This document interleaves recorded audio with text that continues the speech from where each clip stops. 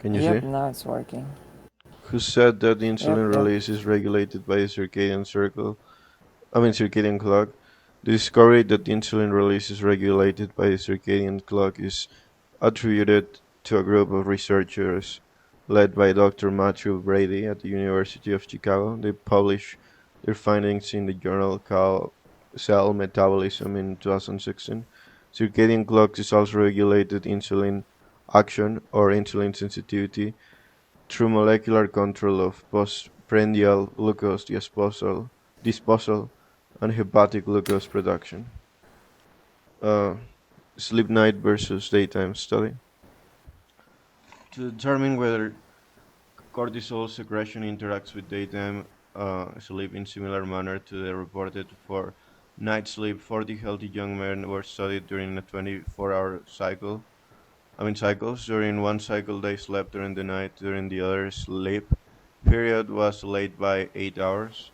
Secretory rates were calculated by a deconvolution procedure from plasma cortisol measured at a 10-minute interval. The amount of cortisol secreted during night sleep was lower than during the corresponding period of sleep deprivation, and the values were 12.7 positive or plus slash minus 1.1 versus 16.6 plus slash minus 1.6 Don't say milligrams. slash, just plus minus. Okay. And the p-value was less than 0.05. But daytime sleep daytime sleep beginning at the habitual time of morning awakening failed to inhibit cortisol secretion significantly. There was no difference between amount of cortisol secreted 0700 to 1500 hours in sleeping subjects and in subjects who were awake during the same period of time, 24.2 plus and negative or minus 1.5 versus 22.5 positive and negative 1.4 milligrams. Even the comparison between sleeping and waking subjects was restricted. Um, was restricted to the period of 0700 and 1100 hours or 0700 and So, 0900 hours. No significant difference was found.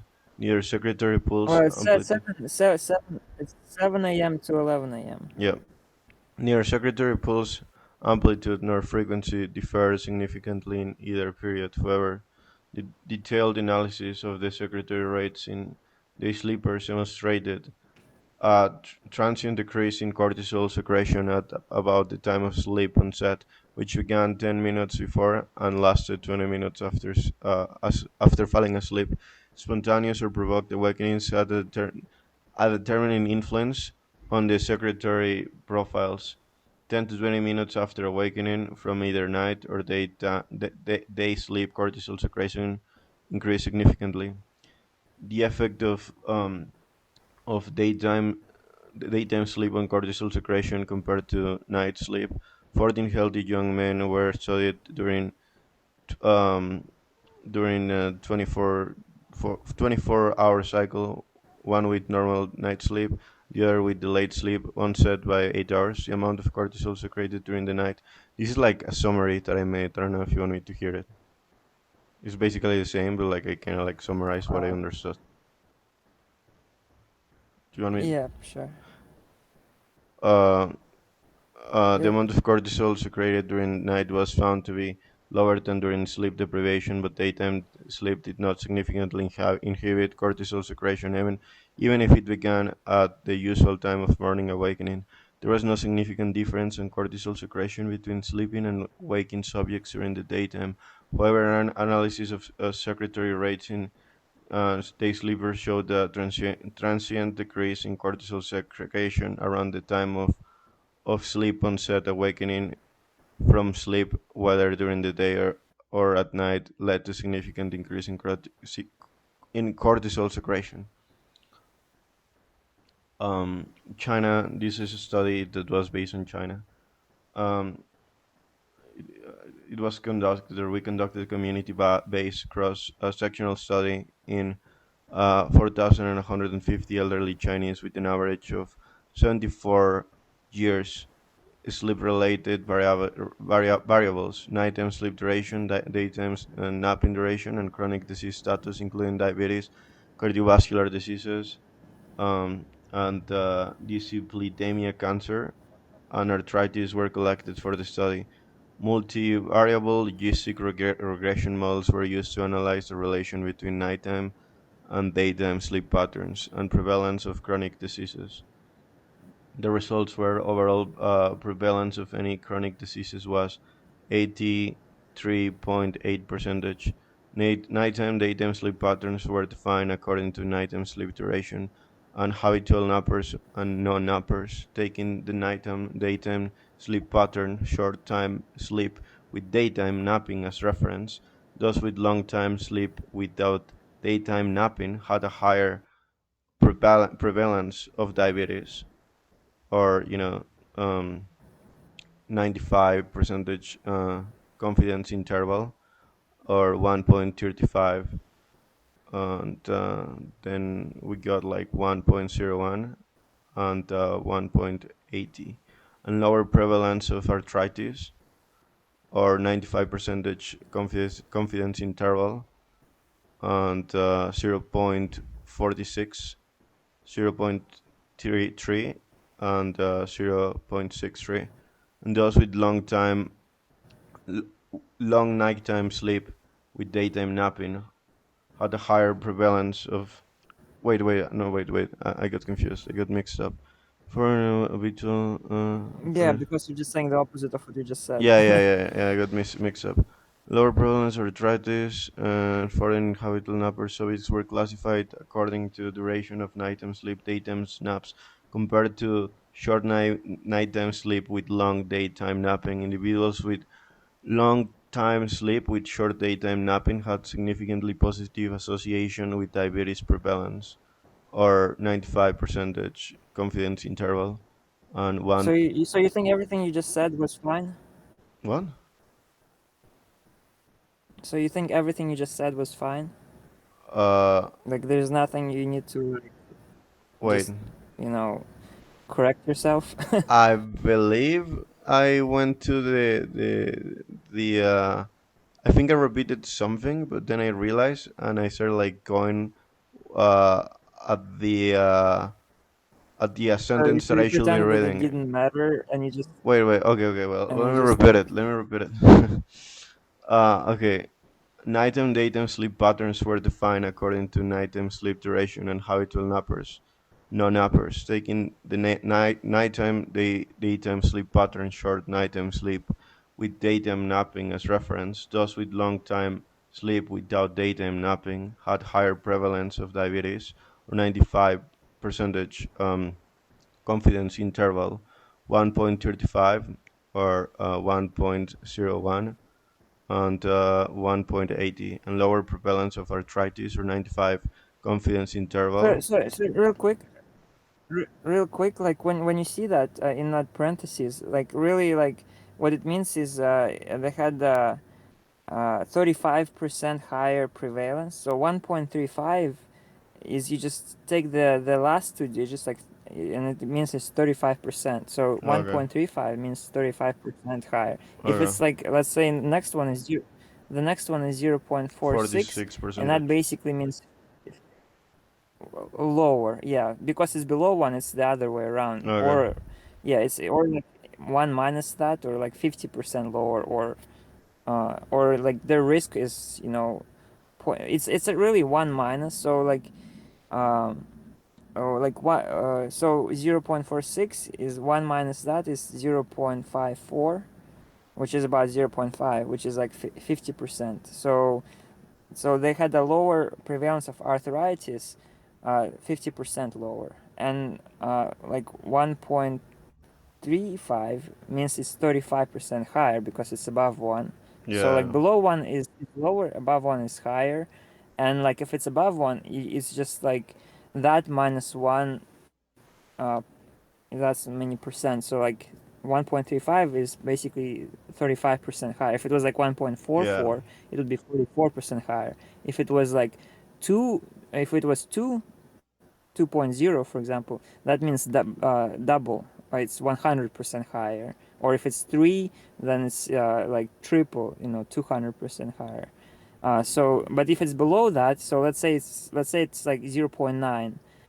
0.9, then it's 1 minus that, so 0.9 means 10% lower, so it's like zero point 0.1 below 1, so it's 10% lower. If it's like zero point 0.8, that means 20% lower. If it's I'm getting 0.46, that confused. means 54% lower. So you can just say, you don't like need to say anything else. All you need to say is say lower prevalence of arthritis by 56%. 56% lower chance of arthritis.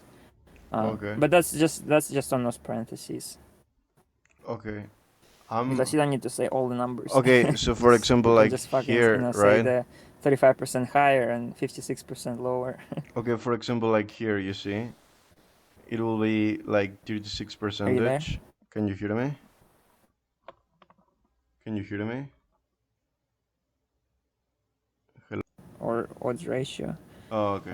But that way you don't have to worry about saying all the stuff in the parentheses. Okay. Okay.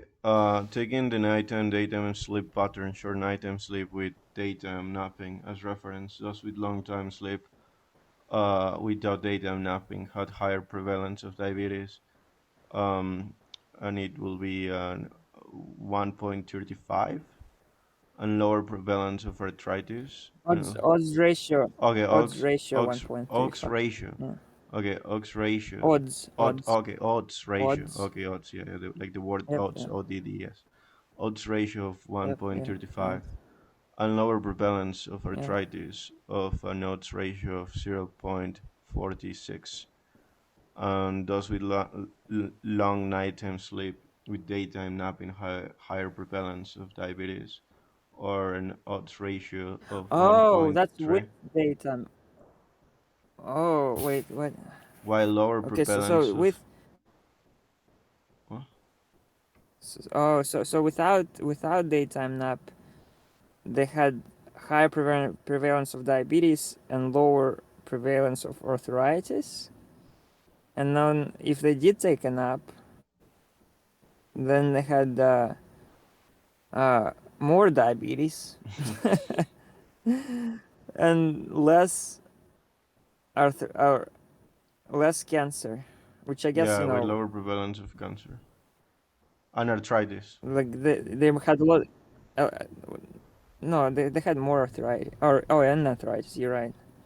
Yeah, but like they had a lot less cancer and arthritis than they had diabetes. So diabetes, went up by 30%, 1.3, but fucking cancer went down by 52%, which is Yeah. half as many cancers, and like the arthritis went down by 33%, Mm. because it was 0.67. So 1 minus 0.67 is 1.33.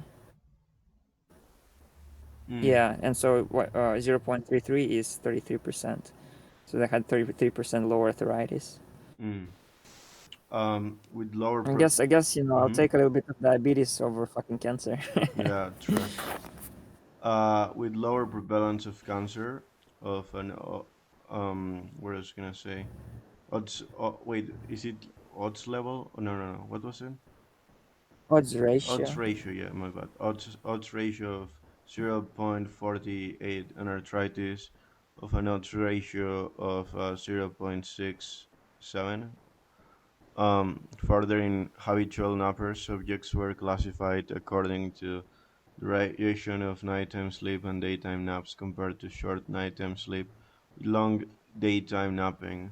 Individuals with long time sleep with short daytime napping had significantly positive association with diabetes prevalence and an odds ratio of 1.73, while border significantly and while border significantly and significantly significantly negative association with cancer with an odds ratio of 0.49 and arthritis with an odds ratio of 0.64 respectively. And the results, remember the study that was called like circadian misalignment. This one and this one are different ones, but in regards to this one, you only ask me for this one. You ask me for like, you know, more in depth of the details of this one. So don't confuse this one with this one, like I did when I was like, "Oh no, Okay. it was different." What do you mean? You Mhm. remember? Uh, Yeah. so results of the 28 hours. The study circadian misalignment increases cardiovascular risk in disease risk factors in humans. Investigated the effects of circadian misalignment on cardiovascular disease risk factors in the study of 40 healthy participants were subjected to an 8-day circadian misalignment where their sleep wake cycle was shifted by 12 hours each day, resulting in a total of 28 hours of wakefulness. On the final day, the participants were then compared to a control group who maintained their sleep wake cycle. The results of the study showed that the participants of the circadian misalignment group had increased levels of triglycerides, glucose, insulin, and blood pressure, which are all risk factors of cardiovascular disease. The researchers also found reduction in the participants' insulin sensitivity, which is an important factor in development of type 2 diabetes. The participants in the circadian misalignment group reported increased level of hunger and decreased levels of fullness, which could lead to overeating and weight gain. The researchers also noted the participants' physical activity levels decreased during the periods of the circadian misalignment. Overall, the study suggests that circadian misalignment, even for a relatively short period of time, can have negative effects on cardiovascular disease risk factors and metabolic health. The results highlight the importance of maintaining regular sleep-wake cycle and potential risk of shift work or either situations that disrupt normal circadian rhythms. Um, Meals, this is the study, the study about like, the meal circadian one. Circadian rhythms, metabolism, and nutrition are intimately linked, although effects of meal timing on the human circadian system are poorly understood. It was investigated the effect of a 5 hours delay in meals on markers of the human master clock and multiple peripheral circadian rhythms. 10 healthy young men undertook a 30-day laboratory protocol. Three meals, breakfast, lunch, dinner, were given at five intervals beginning at early, like zero point 0.5 early or 5.5 late hours after waking up. Participants were acclimated to early meals and then switched After what? after waking up, after waking up. Participants, Okay, so that was my question. Remember, it was what it did like was it everyone like they ate at the same time based like in relationship to when they woke up or at the same time in yeah, clock absolute clock time. participants So I were, guess it was mhm, in the same time after they woke up mm, in relationship to their sleep, right? yeah. Participants were Okay. acclimated to early meals and then switched to late meals for 6 days. After each meal schedule, participants' circadian rhythms were measured in a 37 constant routine that removes sleep and environmental rhythms while replacing meals with early cycloric snacks. Meal timing did not alter actigraphic sleep parameters before circadian rhythm measurement in constant routines. Meal timing did not affect rhythms or subjective hunger and sleepiness. Master clock So markers how did they measure the sleep quality? with an actigraphic sleep parameter, which I will talk about Was soon. that during the I will talk was about that that during soon. the 37 hour? Yeah. Yeah. Uh, Yes. uh, well, you say things so fast that when you talk about it, I might already forget to even listen to Oh it. no, it's not in here. The question is here, but this is just like some uh, sort of like a summary or some sort of like you know, so do you remember yeah. when did they do it during the 37 hours? Yep, it was during they waited for like it's here, bruh. They waited for 5 to 6 days to assess their sleep cycle. and during the 37 hours constant routine, sleep was not allowed, and instead participants were given hourly isocaloric snacks after the constant routine. Participants were allowed to sleep for recovery night, and sleep was assessed using a polymnography, which is a method monitoring brain waves, eye movement, and muscle activity during sleep. So they did the 6 hours or six days of meal time. Then they did the 37 hours of No no sleep. sleep, Yep. And that's where they were and like then and testing them then hardcore.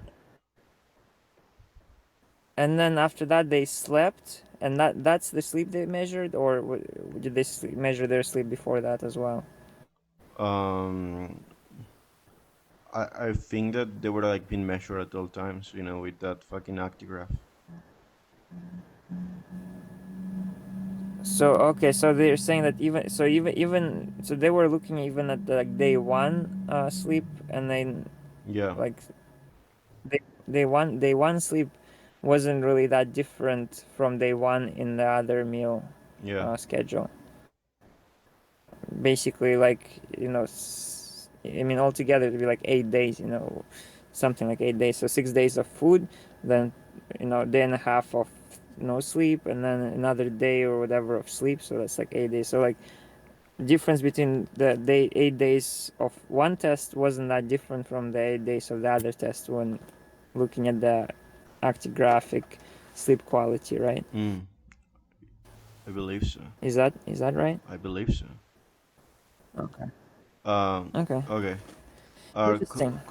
okay, so meal timing did not alter actigraphic sleep parameters before the circadian rhythm measurement in constant routines. Meal timing did not affect rhythms of subjective hunger and sleepiness, master clock markers, plasma melatonin and cortisol, plasma triglycerides or clock gene expression in whole body. Following late meals, however, plasma glucose rhythms were delayed by 5.69 and plus minus 1.29 hours.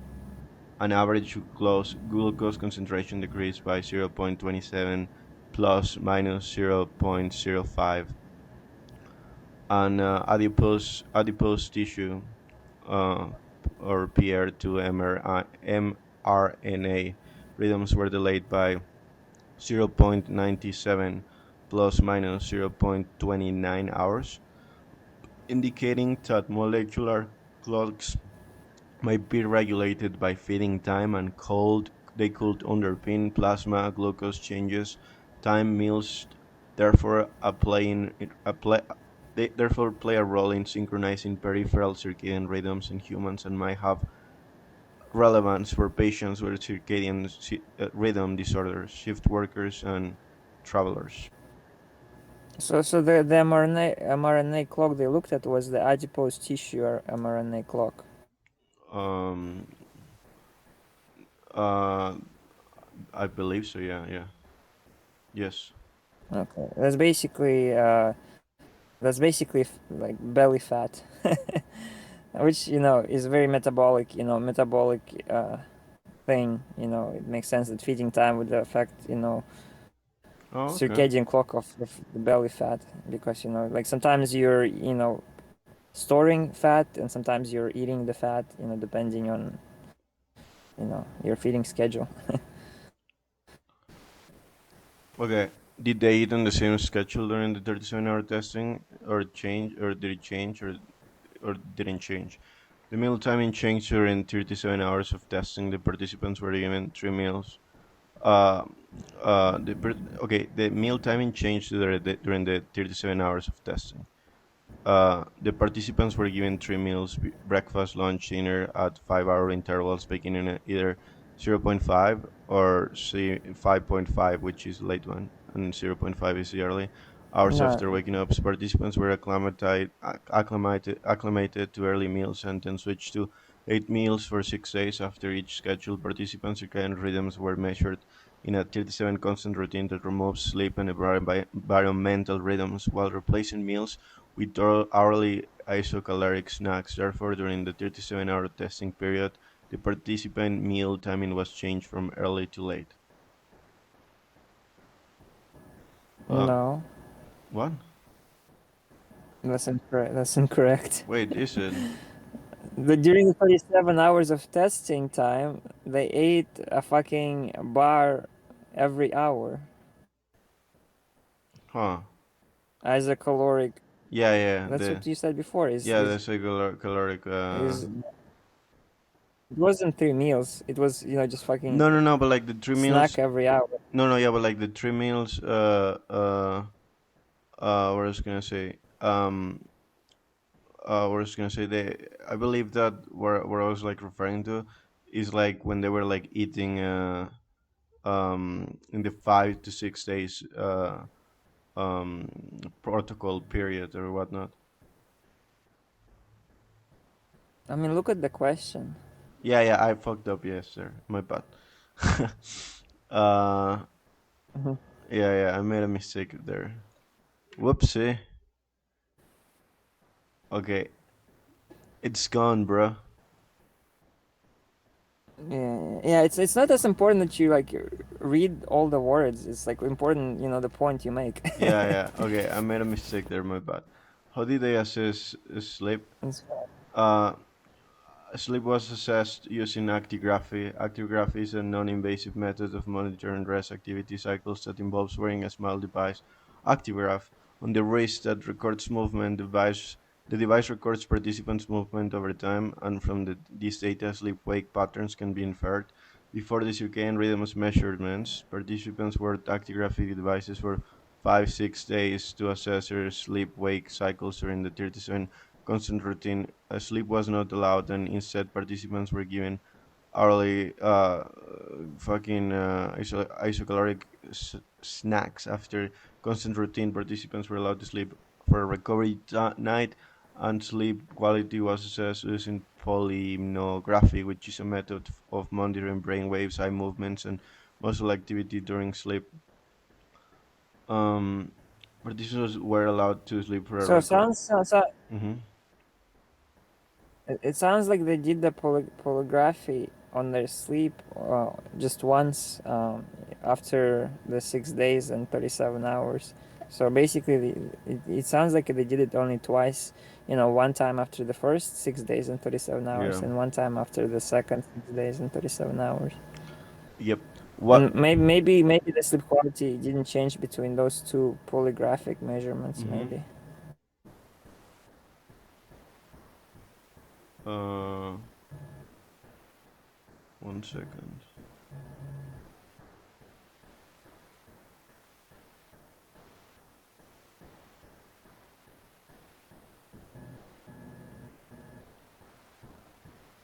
Uh, okay, what metrics did they use? They use a wrist actigraphy to monitor sleep-wake cycles to assess rest activity patterns as well as rectal temperature and heart rate to track circadian rhythms.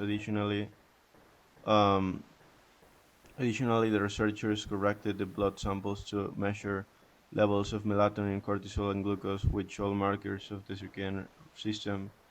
They also measured the subjective hunger, alertness, and mood ratings, and standardized meal tolerance tests to assess glucose tolerance um, and insulin sensitivity. I wonder when they did that. Like every day, or because it's a blood draw. Like they had to do it at some point. The blood draw for the melatonin and all that stuff and insulin. So I wonder when they if they did that every day or just like after the test, or I don't know. Okay. I'm curious. Plasma glucose concentration exhibited significant effects of time of the day, meals, and meal ex meal time of the interaction. In order to quantify the effect of time meals of or glucose rhythm phase, we use a Cousineau analysis. The glucose acrophase occurred 1.31 plus negative 0.82 hours before DLMO, following early meals, but 4.38 plus negative 0.83 hours after DLMO following late meals. The 5-hour change in meal time delayed the relative pace of glucose rhythms by 5.69 plus negative 1.29 hours. This study found that You mean plus minus? yeah. This study found that the glucose concentrations were affected by the timing of meals. In particular, timing meals, we found to delay the phase of glucose rhythms with a 5-hour delay in meals, resulting in a delay of 5.69 hours in the relative phase of glucose rhythms. However, no significant effects of meal timing were observed for insulin triglyceride rhythms. And the result indicates that there was a significant decrease in glucose concentration following late meals, but no significant decrease in plasma insulins or triglyceride concentrations. All participants showed lower plasma glucose concentrations after late meals. The peak and trough values for each participant were compared, and it was found that lower glucose concentration Oh, was the trough, what? peak and trough. Oh yeah, was this to reduce peak through yeah, I know what's peak. I missed it. My Trough. bad. And through wait, trough. Yeah, trough. Okay, It's a reduce weird peak, word. trough, or both. The lowering of peak and trough plasma glucose following the late meals was similar. These findings suggest that meal timing affects plasma glucose rhythms, and that delay in meals may result in lower plasma glucose concentration. This study investigated the effect of wait. This investigation the delay in meals and circadian rhythms in humans using a 30-day laboratory protocol. The hypothesis was that delayed meal timing will delay peripheral rhythms, but not markers of SCN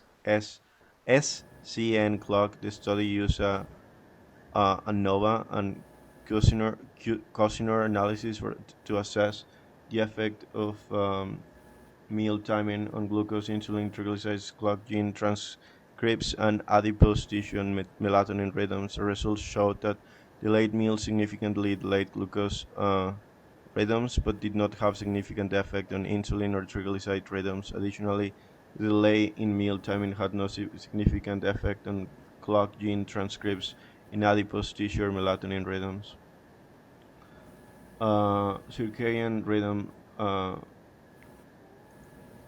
okay. The researchers investigated whether delayed meals delays circadian rhythms in peripheral tissues by measuring clock gene transcripts in white adipose tissue, or WAT, of 7 participants. The gene expression data were analyzed using an RT-PCR and C-scoring, and three canonical clock genes were analyzed. The results showed significant effect of time of day on all three genes, but no overall effect on meals. However, there was significant meal x meal time of day interaction of PR2, but no for PR3 or BMAL1. Cousineau analysis also revealed significant effect of meal timing on PR2 phase, but not on PR3 or BMAL1. And the PR2, PR3, and BMAL1 are genes that are involved in regulating circadian rhythms in mammals. PR2 and PR3 are members of the period family of genes, and their protein products of PR2 and PR3 inhibit the activity of clock PML1 complex, which is a key component of the circadian clock machinery. The expression of the period genes oscillates in a circadian manner in response to environmental cues, with peak expression occurring at different times in different tissues. Um, Glucose. The study found a significant decrease in glucose concentration following late meals, but no significant change in insulin or triglyceride concentrations. The the peak and trough values of glucose concentrations were also analyzed and showed similar lowering of both peak and trough levels following late meals. These findings suggest that the late meals may lead to lower glucose levels throughout the day, but not affect insulin or triglyceride concentrations. Triglyceride. Triglycer. Wait, pronounce it. Tri Triglyceride. Okay, triglyceride. Bam, I did it. But Yep. now my fucking tongue is injured. Uh, what is a mononucleotide? Also, you have any questions in regards to this, or like everything good? I don't have questions right now. No. What do you think about the results? I missed much of it, but sure. Okay, is there anything that you would want me to repeat? The No. sleep, circadian rhythm, peripherals. Um, I don't know. Let me know. Are you Yep, sure? sure. Are you sure? Yep. Yeah. You sure? Yeah. Okay. Glucose. Wait, well, oh, no, never mind. What is a mononucleotide? A mononucleotide is a molecule composed of a single nucleotide unit. Nucleotides are the building. Okay, I'm gonna try my best to like do it slow and not feel nervous. A Yeah, mono. concentrate on the point you're making. Don't worry about, reading all the words. Like what's important is the point you're making. So just think of like what is the point you're making. Okay, a mononucleotide. It would help to convey Okay, yeah, I'm information. gonna work on my reading speed, and I don't know. It's like like some sort of like what is it called? Some sort of like mechanism, like protection mechanism or whatnot, or cope mechanism that makes me think if you read faster, there's less likelihood of you fucking up. So do it, so you get less nervous.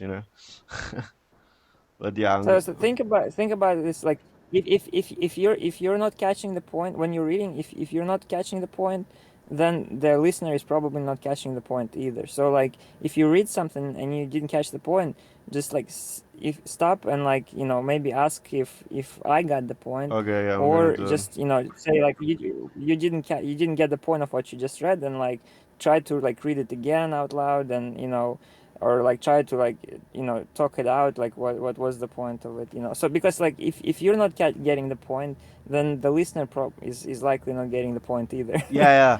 I'm telling you, I'm gonna improve on that. But I'm not saying that I'm doing it like deliberately. Like I told you, it makes me nervous. I know. Like I'm not trying to do it to like, yeah, I don't want anyone to understand the point. It's like like the nerves get a bit anxious. But I'm gonna work on that, so that doesn't happen anymore.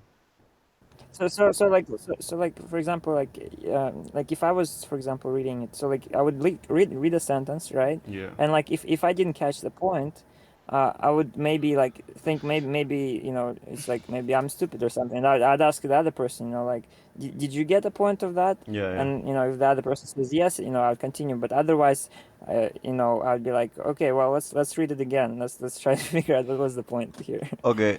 Well, for sure. I'll Like that. practice for the next one for like on my own time, of course. Or like 20 minutes and something No, I like mean that. you can do it. You can do it even in real time. Like I said, you Okay. if Okay. I'm gonna. suddenly you find that you're not understanding what you're reading, then just stop and ask if, like, Okay. say, like, the listener is understanding, Okay. or try to figure it out in real Okay. I'm time or gonna try whatever. it right now. What is a Okay. mononucleotide? A mononucleotide is a molecule composed of a single nucleotide unit. Nucleotides are the building blocks of nucleic acids such as DNA and RNA, which are essential for the storage and transmission of genetic information. Am I reading it at a comprehensible pace? Do you comprehend what you're reading? Yeah. A Okay. nucleotide If consists you of feel like three you're comprehending components. what you're reading, then probably that the listener is comprehending it as well. Okay. No, but like, what do you think? I'm asking you for advice, so.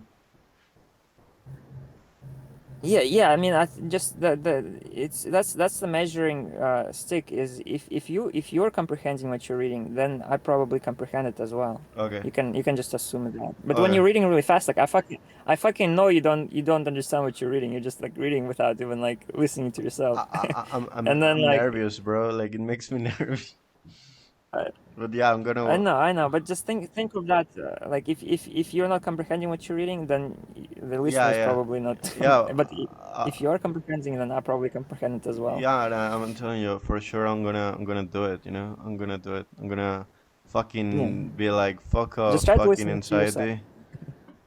I'm gonna. Yeah, just just yeah, just try to always think of like, are you understanding what you're reading yourself? Yeah, yeah, for sure. I'll do that. A nucleotide consists of three Yeah. components: a nitrogenous nitrogenous base, a sugar molecule, and a phosphate group. In a mononucleotide, the sugar molecule is usually ribose, and the nitrogenous base can be one of four types: adenine, guanine, cytosine, and uracil. Mononucleotides can also have a phosphate group attached to the carbon of the riboside sugar. Um, Mononucleotides play important role in cellular processes such as energy transfer and signal transduction. Eh, they are also involved in the synthesis of nucleic acids, which are essential for the storage and transmission of genetic information. Did you get it, or was I being too fast? I mean, I got I it, mean, but I I'm think assuming I don't know if I think the most important point here is that mononucleotide is a molecular what is it? Molecule compound of a single nucleotide unit. So there's I mean this is good, like like you ask and then like we try to figure out like the main point. At least we get some information out of what we yeah, covered versus just blowing through it and completely yeah, sometimes not really using our time well. yeah, But yeah, so the point is that there's different for example, four different nucleotides in the DNA, and mononucleotide is basically yep, uh, a molecule that has only one of the unit, nucleotide. a Okay. single nucleotide unit. Yes, Cool. Yeah, I mean, I think that's the most important point here. yeah, and the function of it is like energy transfer and signal transduction. Um, but yeah, oh, and also like cellular processes. But yeah, I'm gonna pause it and let my dog out. Forest bathing, or shinirin yoku, is a practice that involves spending time in a forest or other natural environment in order to improve one's mental and physical health. There have been many studies on the benefits of forest bathing, including its positive effects on stress reduction, immune function, and mood. Effect of forest bathing trips on human immune function by Lee et al. And the method conducted it was I think conducted et al. When they say it as et al. or et al. Okay, By Lee et al. okay, yes, Lee As et like al. basically they say that's basically as one word, Lee et al. It sounds Yeah. like if you were saying lethal. Oh, that like that's lethal. That's Right. deadly. By lethal. Yeah. Conducted a Yeah. study in 24 forests in Japan in order to determine the effects of forest bathing on human immune function. A total of 280 participants were recruited and they were randomly assigned to either a forest group or an urban group.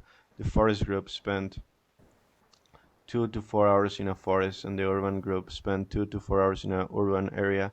Blood and urine samples were taken from each participant before and after the trip, and levels of various immune system biomarkers were measured. Did you understand? I did. Yeah. Yeah. Metrics. The researchers measured the levels of natural killer or NAK cell activity, the number of NAK cells, the level of NK. granulosin, and the levels of adrenaline and noradrenaline in the urine. Analytical results. The results of the study showed that the forest group had a significantly higher NAK cell activity and higher levels of granulosin compared to the urban group. In addition, the forest group had significantly lower levels of adrenaline and noradrenaline in their urine compared to the urban group. The researchers also found that the increase of NAK cell activity lasted for at least 7 days after the forest NK. NK NK cell activity lasted for 7 days after the forest trip. Conclusion: the results of this study suggest that bathing can have a positive effect on immune function, increase in NK cell activity, and the decrease in adrenaline and noradrenaline levels suggest that forest bathing can help reduce stress and improve immune function. Improve immune function. This study also showed that the effects of forest bathing can last for several days after the trip. And these were the it didn't have values, but it had like figures, like the charts. And this is uh, the NK levels before going on a trip to the forest, during and after, and like NK. So so Uh-huh. what about before, during, and after the urban trip? uh Or um is that not not neither one of those two is the urban trip? no, this one is for the forest. Okay. Okay, it's fine. Okay, NAK It's cells still or cool. natural killer cells are a type of white blood cells that plays a critical role in the innate immune response to viral infections and cancers. They are called natural killer cells because they are able to detect and kill abnormal cells such as virus infected cells or cancer cells without prior sensitization or activation. NK cells are an important part of the body's first line of defense against infection and are known to produce cytokines and chemokines, as well as directly kill infected abnormal cells. They're primarily found in the blood, lymph nodes, spleen, and bone marrow. NK cell activity. So Mhm. was it they went on a trip in the forest day one, and then they went back into the forest on day two? No, no, no. Basically, like this is before they went to the forest, and then this is when they were in the forest, and then after the forest, like how they felt next day after they Oh, had been into the damn. forest. Damn. Yeah. And how long did they walk for?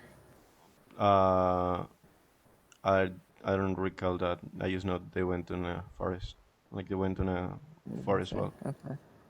Okay. NK cell Yeah. activity. Yeah, that looks pretty cool.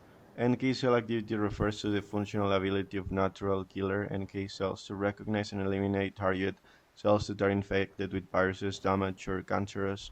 It is an important measure of the immune system ability to defend against these types of threats. NK cells are a type of white blood cell that plays a critical role in innate immune response, and they can recognize and eliminate infected or abnormal cells without prior sensitization or recognition of specific antigens. When NK cells encounter a target, they release cytotoxic molecules such as perforin and granzyme, which create pores in the target cell's membrane and cause it to undergo apoptosis or programmed cell death. The activity of NAK cells can be measured by various methods, ice, such as assays that measure the release of cytokines or or the expression, Cytokines. yeah, cytokines, or the expression of activation markers on the surface of NAK cells, or assays that directly measure the ability of NAK cells. Assays. Assays that directly measure the ability of NAK cells to kill target cells.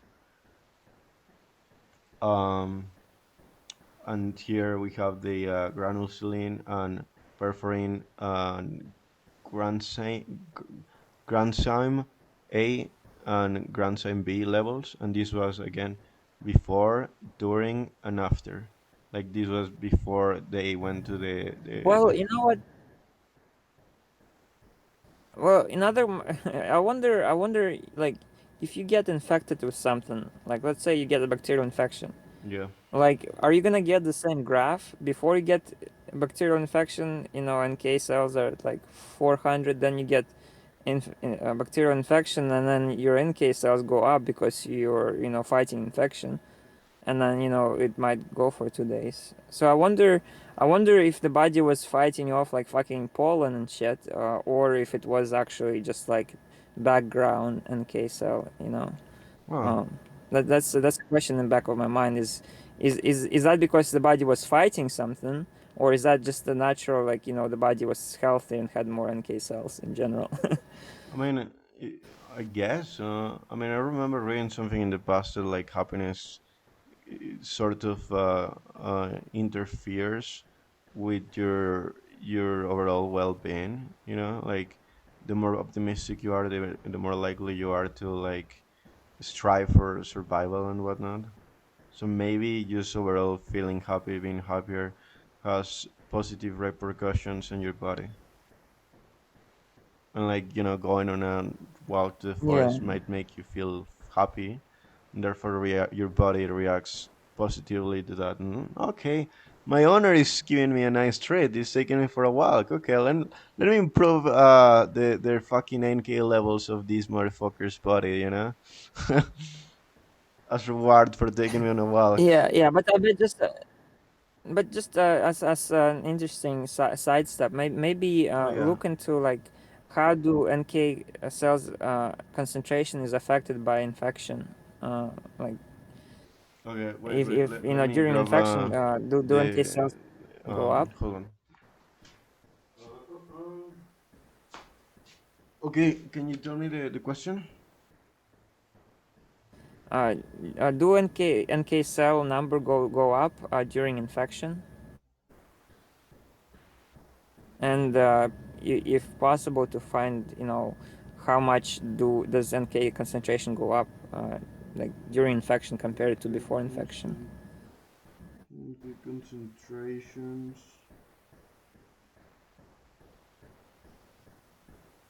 How do NK concentrations go up during infection? uh, yeah, does it go up, and if yes, and if possible, to find out by how Okay, much. so do NK numbers go up during infection? How do NK concentrations go up? By how much? And if so, by how much? uh, yeah. Okay. Another question?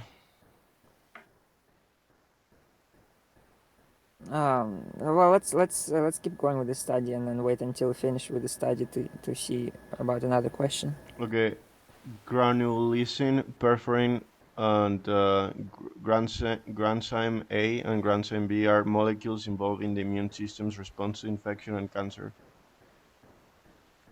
Um, what I was gonna say? Uh, granulysin is a protein that can kill a variety of intercellular pathogens, including viruses, bacteria, and parasites. It can also induce apoptosis, cell death in tumor cells. Perforin is a protein that forms pores in the membranes of infected or abnormal cells, allowing granzymes to enter and cause cell death. Granzyme A and granzyme B are uh, enzymes that, like granulysin, and can induce apoptosis in target cells, including virus-infected and tumor cells. Granson B is also involved in activating the immune response against viral infections. And here it's, Okay. how it went. Like first day before going to the forest, then after going to the forest. I mean, during the forest trip, right? This is like before going to, like the gray one, right? Um, Yeah, it's like immune yeah, function. It went into hyperdrive. yeah. So basically, yeah, this one is before going to the forest trip. This is during, then after, like the day after the forest trip. Yeah, the difference is insane. I actually know, like I've actually looked at the study before, and I've actually like first time I've heard about the study was when I was reading that book about fucking AIDS, and like I told you, like that book with the name fucking like biggest conspiracy theory or some shit, and Yeah, like that book was it was talking about this study, and after that book I looked into this study, and now you're looking into this study too. I'm yeah. like, it's a pretty cool study, you know. Yeah, and this one is the adrenaline and noradrenaline. There are hormones that are released by adrenal glands in response to stress or excitement. These hormones are involved in fight or flight response, which prepares the body for physical activity. And the day before they were pretty high, and the day two and the day three, which will be like during and after. These are like decreasing, which means that their body was more relaxed. So for example, which one is A? Is that adrenaline or noradrenaline or epinephrine or I mean I don't remember which ones were the options, but which what's do you know what A is? I mean, on regards to adrenaline and noradrenaline, the only chart that was there was this one, and like they did, like the what's it called? The study did not have values in like numbers or percentages. It just like, yeah, well, it reduced, but it didn't Well, tell you like the percentage of how much it reduced or how much it increased. So that's why I pasted so I the mean, so the what I'm looking at, charts. yeah, so on the charts I'm looking at A, B, C, D, but which ones of them are which? Like, which one of them is adrenaline of these four charts? Uh, Do you I know? I do not know that. I can check that too. I'll write it down. Because I mean, Which like one? B is not even changing. The charts is which? Okay, I wrote it. Cool. Okay. Um. And like for example, C is like a massive change. Yeah, yeah. I'll look into it. Yep. I'm gonna. Okay, beta is or beta. It's a term used in statistics that measures Beta, the beta. Okay, beta is a term used in beta, beta, beta, beta, beta, beta, beta. beta, bait. Like bait. Do you know the word bait? Yes, beta, So this is like bait. beta. Yeah, Okay, beta is a term beta. used in statistics that measures the probability of making a type 2 error in a hypothesis test. In simpler terms, is the probability of failing to detect a difference or a effect when one actually exists. Let's say you are conducting a hypothesis to determine whether a new supplement is effective in treating certain disease. The null hypothesis is that the supplement has no effect, while the alternative hypothesis is that the supplement does have an effect. You collect some data and use a statistical test to determine if the results are statistically significant, meaning that there is no evidence to reject the null hypothesis in favor of the alternative hypothesis. If the statistical test does not reject the null hypothesis, it means that there is not enough evidence to conclude that the supplement is effective. It is possible that the supplement actually does have an effect, but the test failed to detect it. This is where you utilize beta. It measures the probability of this happening, the probability of making a type 2 error. And I think I just got nervous and I read that too fast. Fuck. Should I read it again? I mean, you read it slow enough. Okay. But I mean, like you gotta remember the point is that the listener understands. I mean, I So already know it all might this. be helpful to so it might be helpful to also ask, like, did you understand that? And Okay. like, if you doubt, then just ask more pointed questions of like ask, find a question in that and ask a question to see if if I understood it, like test me. Oh, okay, okay. So, did you Type understand thing, what yeah. beta means? But yeah, I Or think so. It's, beta? well, not sort of. I mean, like, if the supplement works, shit.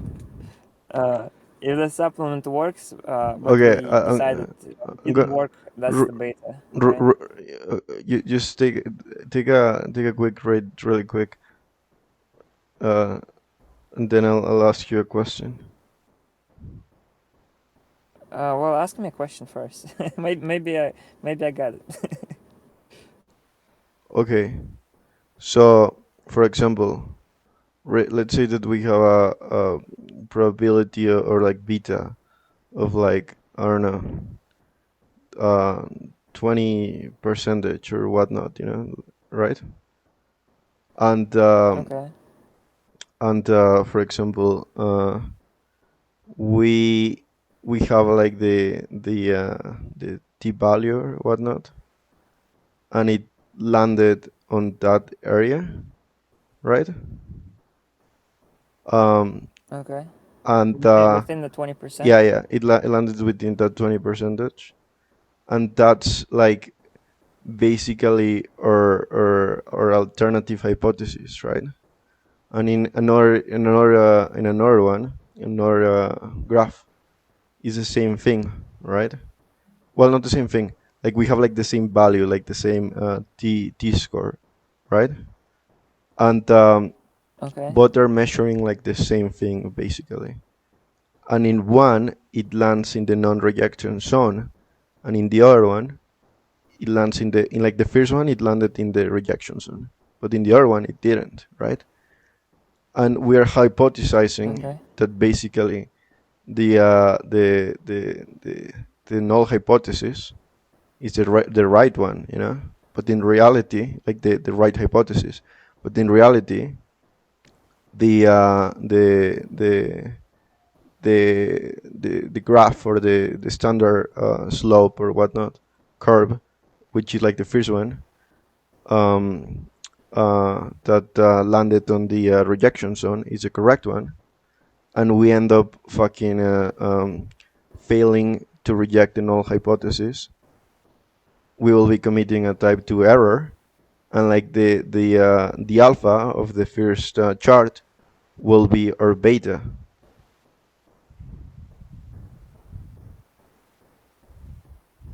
Do you get it? I can show you with the charts Are or you like the. sure? Are you sure? Yeah, Because yeah. for a second, I thought beta is the chance. So if beta is 20%, so there's a 20% chance that we will say that the supplement has no effect when it does have an effect. like Is like that not? I'm gonna show you here an example. Yes, I'm sure of like this. You can like look it up. So for example, here, right, we got pizza, and also I don't know how in the world this was a value, but this was a value. Seems like pizza is extremely healthy somehow. So I took like four samples of when you ate pizza, and I got like the average of those five samples. I mean, not for five Yeah, samples, pizza is fucking insane. Yeah, I right? was looking at it as well. Right. And then I took like four, like I mean, five samples when you didn't eat pizza, like the day before you didn't eat pizza. Then I got the sample standard deviation and the quantity, got the deep value, and somehow it's negative 4.779. What? I was like astonished by the result, right? And here, for example, Yeah. we have like this chart, right? That is the top one. That is the alternative hypothesis. That is like hypothesized mean is greater than, 5, and So so so so wait. So beta is saying that or is this wrong? Is this wrong? beta is saying is if beta is point well 0.45. Let's say beta is 0.2, which is 20%. Is that saying that there is 20% chance of saying that the treatment or pizza or That basically supplement? implies that there is a 20% chance of type 2 error. And type 2 No, error, but putting it in perspective of supplement. yeah, but like that's what it is. Like the beta is used for like type 2 error, like that's the only purpose of beta or beta. Like, I mean, like forgetting about type 2 error. So it's 20% chance that pizza that saying that pizza didn't work when it did work, or it's saying that pizza did work i- when it didn't in work. this example, it will be that it's unhealthy. Like and for example, what I'm about to explain you right now is, for example, like let's say, so you understand a little bit more. So let's say we have like the alternative hypothesis, which will be the top one. You said, right?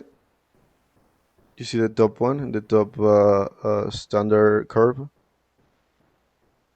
I see the top standard curve. Okay, I'm not sure I'm following you. yeah, okay. So the alternative hypothesis, it means like, um, uh, Yeah, yeah. mu is greater than 5, right? And we're just What? gonna, yeah, and then What's a five? What's a five? or hypothesize samples here, like you're gonna understand a little bit. And then here on our null hypothesis is, mu is lesser or equal to 5, implying that it's healthy. Okay, so let's say What is that five? the number of samples. What? No, n is five. No, Yes. but that mu is a mean. Mean has nothing to do with the number of samples. No, no, no. But like here, we're using like, that's how Brendan displayed it. Like the way Brendan taught how to do these samples. And how I learned. I can Mu show. is a mean. Y- Is a mean, so it's an average. Yeah, yeah, yeah. But here, So so do you want me to show you? I'm pretty so sure that I'm correct in this one, but let me show you. Hold on. no, What? if you just look at it, it's you'll see how like how much it doesn't make sense. You're saying that average indexes is more than five samples. Like, does that make sense to you? No, no, no, no, no, no, no. Average health. No, no, no, but like here, where it says four, is like if we were using like four samples, like here, four samples and five samples, right? And then, okay, I'm gonna show you so you kind of understand. Seems like you're not getting me. Okay, so now I believe it's corrected.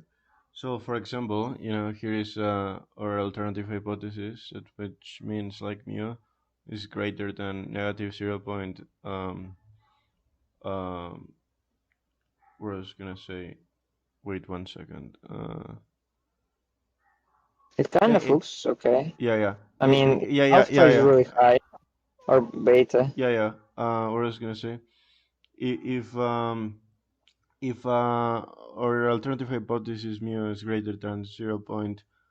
I mean negative 0.193, implying it is unhealthy, and or our null hypothesis is mu is lesser or equal than, I mean lesser or equal to negative 0.193, implying it's healthy. And like for example, like let's say we have like these two charts, and here they hypothesized mean is negative 0.193, and here is negative 0.194, right?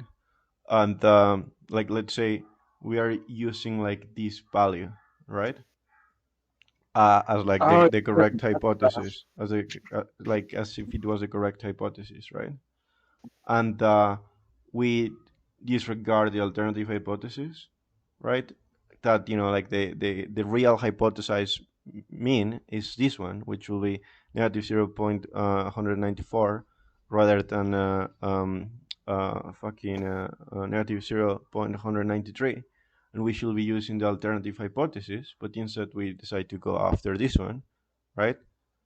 But in the reality, the true mean or the true hypothesized mean is this one, and then we fail to reject the null hypothesis, right? In this one, but in reality, we should be using this value, right? The negative 0.195 4, and we fail to reject the null hypothesis, we will be committing an error type 2, and an error type 2 is when the null hypothesis is not rejected, even though you should have rejected the null hypothesis. And yep. So type 2 error is saying that sap well, when you think of supplements, Yeah, like type 2 error is saying that supplement doesn't work when it works, or it's saying that it works when it doesn't work. I mean, that just depends on your hypothesis and your null and alternative hypothesis, not on the supplement. So in our case, our null hypothesis is that it's neutral or unhealthy, and our alternative hypothesis is that it's healthy. Yeah, yeah. No, no, no. Or So, alternative hypothesis implying that is unhealthy, and the null hypothesis implying that it's healthy. so So, well, healthy or neutral. yeah, healthy or neutral, basically, lesser Yeah, than or we neutral. don't really want to do that. We want to actually put neutral into the unhealthy. So like unhealthy or neutral should be in the same category. Oh, wait. Because even if something is neutral, like we don't want to, we still don't want to waste our time on it, because why waste our time on it if it's neutral? Okay, So like okay, neutral and healthy might as well be in the same category. okay. Yeah, for sure. Okay, so next time I will remove the neutral one and just keep it like, the less than or the greater than, and not keep the neutral one. But yeah, basically here, we have like the true standard curves, right? And this will be like our alternative hypothesis, right? And our alpha is 0.45, that which will be our beta of 0.45, and our confidence level of 55 percentage or 0.55. And yeah, all the values here. And like, for example, if the right hypothesized mean was this one, but then we were using the null hypothesis to conduct our studies or, or statistics, right? And then, basically, uh, we ended up, I don't, I don't really like that. I feel like alternative hypothesis should be something special, right? So null hypothesis should be like whatever, and then if we reject it, then we got something special, right? yeah, yeah. So like in this case, like I would rather see null hypothesis be it's unhealthy or neutral, and then if we're able to reject it, then we got something special that it's healthy and we should actually do it. I think it doesn't. I think we get to choose Yeah, how we yeah, we do do, it. we do. That's true. That's why I Um, so choose so here.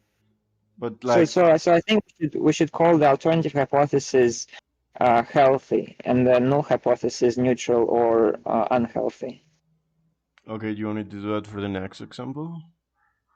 Or just change this example next time and like re-show it with those things switched. Okay, so okay, what are the parameters that you wanted to change? So null hypothesis is neutral or unhealthy, which is basically saying whatever. Like we didn't care about it before. Maybe there's no reason to care about it Neutral or at all. unhealthy, right? Yeah, that's a null hypothesis. And the alternative. But if we're able to reject it with our experiment, then we're left with our new information, the alternative hypothesis, Yeah, which says it's healthy. It's like, wow, this shit is healthy. We need to change our life. yeah, you yeah. know, Yeah, it's like, I mean, I will have obviously done that, but what I was trying to display is like, what beta means and how it's implemented, and it was more in regards like the video itself, also like yeah, the presentation about the beta, and like how you can commit errors between your null and alternative hypothesis rather than, you know, the title of the hypothesis. It was more about the content itself, you know. I don't know if you Yeah, know what I yeah, mean. yeah. I remember when you were like getting excited on the second video or whatever, you telling me like about what is alternative hypothesis, what is null hypothesis, Yeah. and like in the back of my mind, where I was like, like even the first time I watched it, I was like, well, that's a load of bullshit because like he like the way he described it was the opposite of like real world stuff, at least in like medical community. In the medical community, it's the opposite of the way he said it. And so, like, when you were saying it based on what he said, I was like, well, like in the medical community, it's like fucking exact opposite. I mean, I Because, just use examples like that, like sort of like try to come up with similar examples to like Brendan because it was the second video. I was still learning. What yeah, the fuck do you yeah, expect me yeah. to be a fucking professional in the second day? No. No, no, I know. You thought because he was very believable. Like when you listen to him, like even I was like for half of it, I was like, wow, this is fucking truth. But then like at the end, like closer to like third video or whatever, then I started thinking about it, and I was like, wait, but that's fucking not truth at all. It's actually a lot of bullshit. Very convincing load of bullshit. Okay. But I mean, is Maybe like it's the because point he is tries to like simplify it first, so you kind of understand that. I don't know. Maybe who knows what's his methodology, but yeah. because he was saying that like no hypothesis is how life goes, right, Yeah, or something basically. like that. Yeah, yeah. Yeah, but like the way like you can pick it either way. You get to pick what's your alternative hypothesis versus your null. So you pick it, and the way it's picked in the medical community when they do treatment and effect is like exactly not what he said. It's like exact Okay. opposite. So I was like, wait, that's absolutely not true. Whatever. But Yeah. yeah, so for our case, so like you basically did it the way Brandon said it, but like it doesn't really make sense for our case. In our case, we actually want to do it the opposite way. Yeah, yeah. I'll switch it. Yeah, yeah, cool, man. All right, Brusky, I'm gonna finish the presentation. But yeah, you're right about what you just explained. You know, like you can pretty much have your own null or alternative regardless if it, you know, haha, norm, status quo, the norm, the standard. Yeah, yeah, but in for our case, like the standard really is fucking neutral or unhealthy, like because Yeah, we didn't care about it before, so like if we didn't care about it, we assume that it was neutral or yeah.